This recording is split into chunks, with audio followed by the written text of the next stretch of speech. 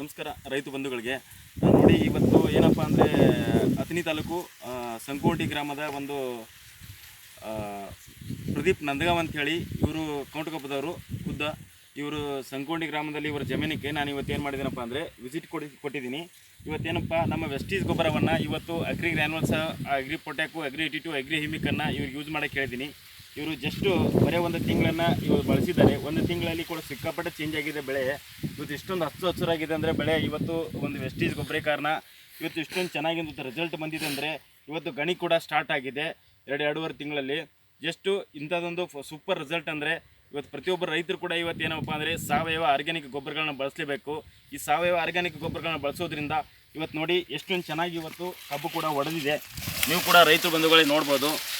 ಹೆಂಗೆ ಹೊಡೆದಿದೆ ನೋಡಿ, ಗಡ್ಡಿ ಕೂಡ ಹೆಂಗೆ ಹೊಡೆದಿದೆ. ಪ್ರತಿಯೊಬ್ಬ ರೈತರು ಕೂಡ ಇವತ್ತು ಏನಪ್ಪ ಅಂದರೆ ಸಾವಯವ ಆರ್ಗ್ಯಾನಿಕ್ ಬಳಸೋದ್ರಿಂದ ನಿಮ್ಮ ಜಮೀನು ಕೂಡ ಚೆನ್ನಾಗಿರ್ತದೆ.